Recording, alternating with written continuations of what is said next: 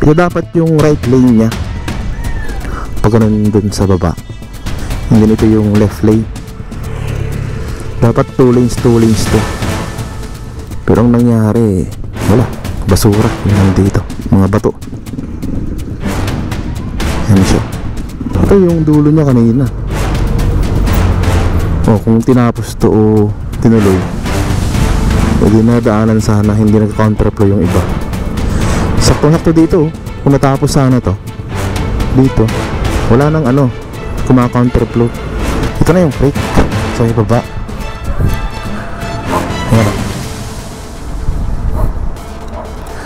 Yan, ito na yung creek ito yung mga kalasada dapat dito na karugtong nun ganda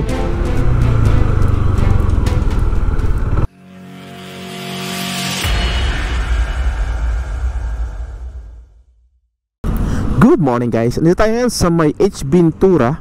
Dito sa may left side natin ay ito yung Katipunan Avenue. At ngayong araw ay mag-update tayo dito sa Katipunan Avenue Extension. Yan. So bali check natin kung ano na status nung ginagawa nilang project. Kasi itong H. Ventura, ito yung kalye na tatagusin mo para makarating dun sa may Katipunan Avenue Extension. So kasali to sa project. Kasi nagkaroon siya ng widening dyan sa may unahan nung 2021. May mga bahay dyan na dinimolish. Tingnan natin. Bali itong Katipunan Avenue Extension ay ano pa to blueprint pa to ng dating Pangulong Ferdinand Marcos Sr.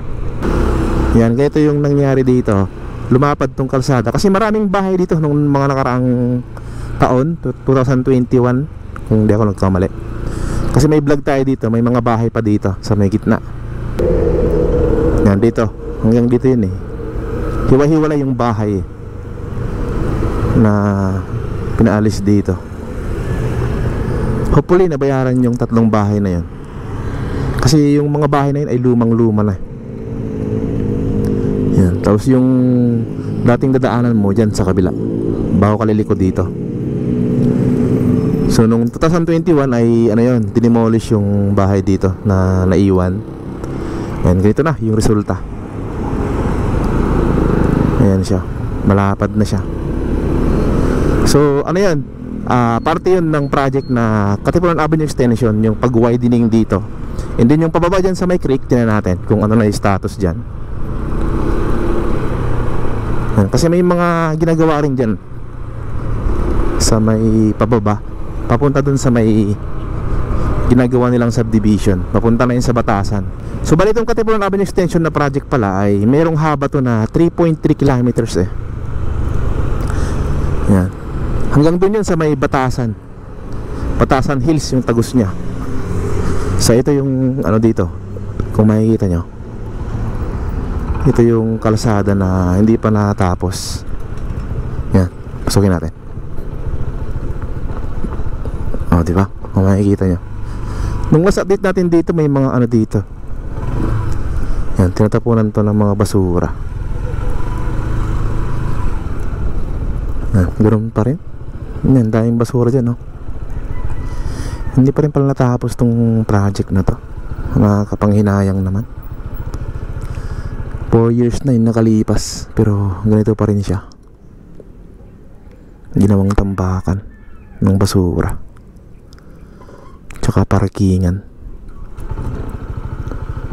Yan, ito dapat yung right lane niya pag ganun dun sa baba, hindi nito yung left lane.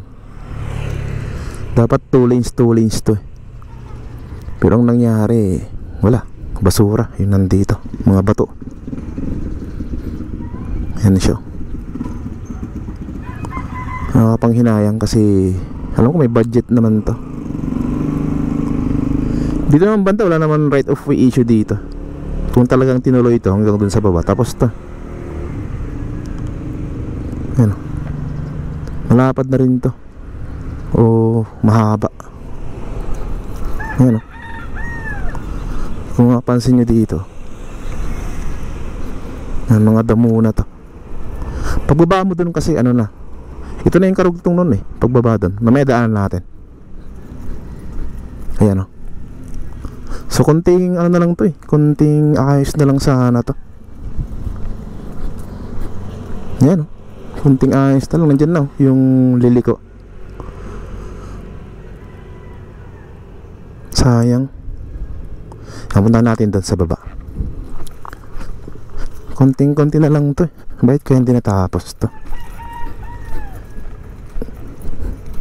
Luwag sana yung ano dito, daanan. Yan, ito yung pababa dun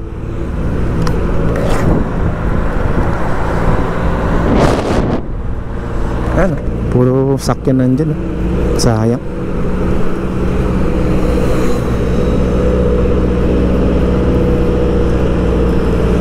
Yan, ito yung kanina. Ito yung dulo niya, tingnan natin. Malapit na lang ilang metro na lang yun. Oh, kung natapos to. Yan, hanggang dito. Ito yung dulo niya kanina. Oh, kung tinapos to o tinuloy, dinadaanan sana, hindi nagka-counterflow yung iba.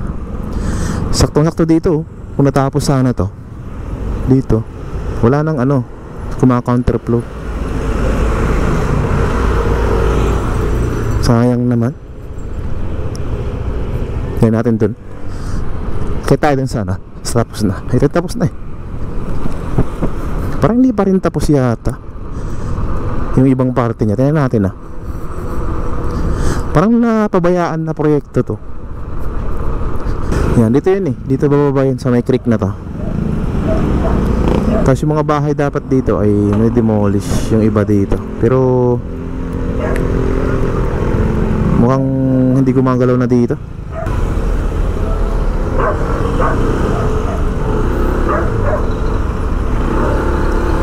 Dito. Ito yung parte na mataas. Natapos naman yung kalsada, pero yung mga gilid-gilid niya may mga bato pa. Yan.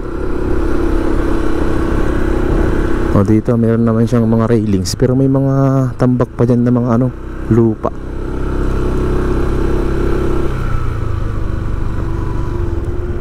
Yan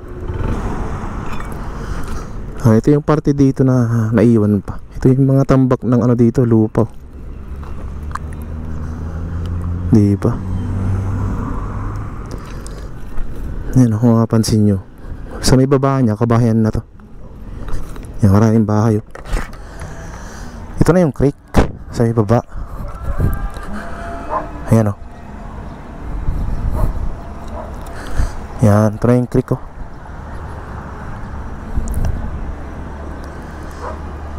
Sayang tong project na to, hindi natuloy.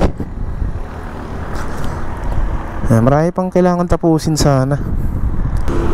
Yan, maganda tong project na to kasi pag natapos to ay makakaiwas ka ng traffic dyan sa may Commonwealth. Kasi ito yung parang pinaka-bypass road mo na papunta sa may Batasan. Yan, San Mateo. Yan, doon na yung tagos mo So maiwasan mo na yung traffic dyan sa may Commonwealth na pag rush hour ay talagang bumper to bumper dyan Yan, ito yung tagusin niya dapat.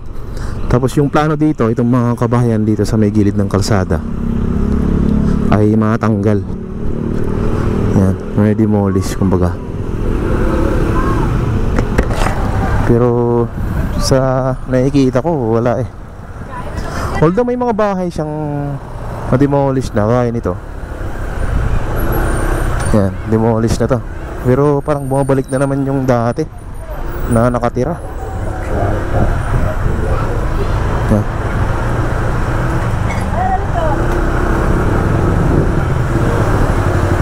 Marami kasing mga bahay din dito na mga matamaan. Kaya siguro mga 50 to 100 na mga kabahayan dito yung mga tamaan. In case na matuloy yung widening dito.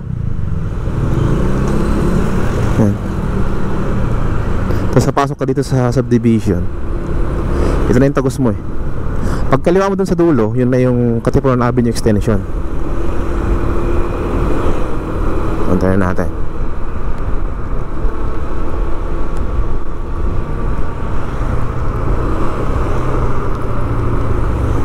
Yan, dito na yan. Pagkaliwa mo dito, ito na yung Katipunan Avenue Extension. Yan. So konting-konti na lang sana yung matapos dun. Yan, dire-diretso ko na dito. Tapos turo ko rin sa inyo yung kung saan didiretso na subdivision itong project na to. Yan. Kasi noong 2021 pagkakalam ko, kinausap na rin yan nila Mark Villar kasi siya yung dati DPWH secretary. Kasi mahaba rin to, nasa 3.3 kilometers to. Ito yung kumbaga pinaka-bypass road sana papunta sa Batasan. Pag galing ka dito sa may bandang Marikina, yan, dito sa may Pasig, San Juan, yan. Okay sana kung natapos. Tapos yung subdivision dyan, ginagawa kasi yan dito sa may unahan natin. Tignan natin, ginagawa yan yan, ganda pa naman dito. Yan parang nasa ibang bansa ka. Parang nasa Korea ka ganda ng mga kahoy nagsalubong. Wow.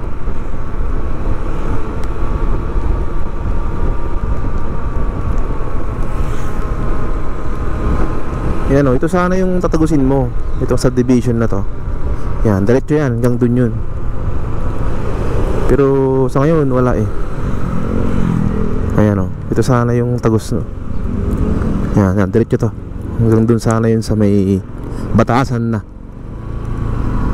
Ayan may mga court pa sa loob. Try natin pumasok kung pwede.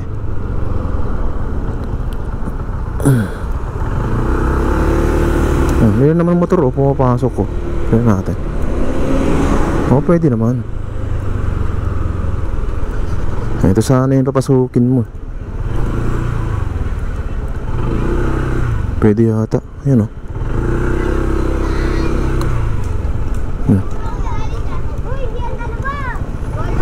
ito yung mga kalasada dapat dito na karugtong nun ganda natin dun. Sarap mag-jogging dito pag umaga sa kahapon. Dead end na dito. Ito yung subdivision na sinasabi ko.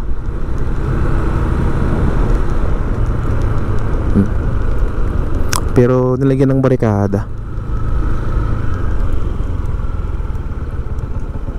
May tagos yata dun. Tignan natin.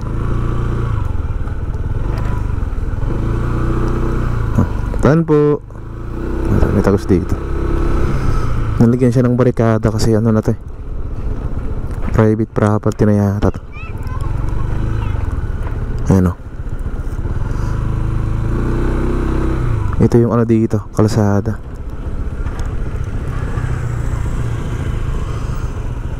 Yan. Marami na ring bahay pala dito na nakatayo. Yung mga last update natin ay pa lang yan nag-iisa sa may bandang kanan, yung malaking mansion dyan. Pero ngayon marami na rin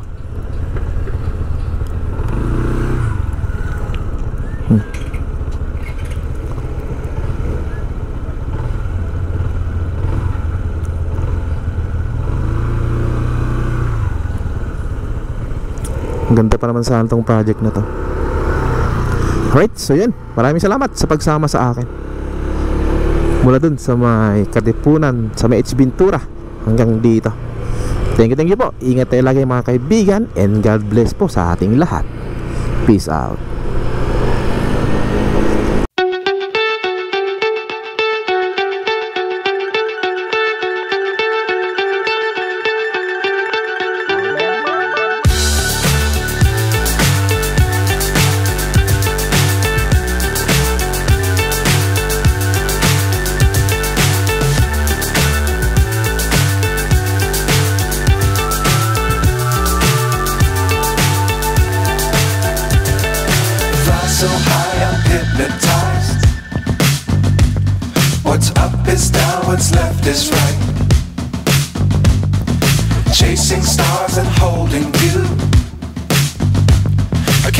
the end, but we'll see it through.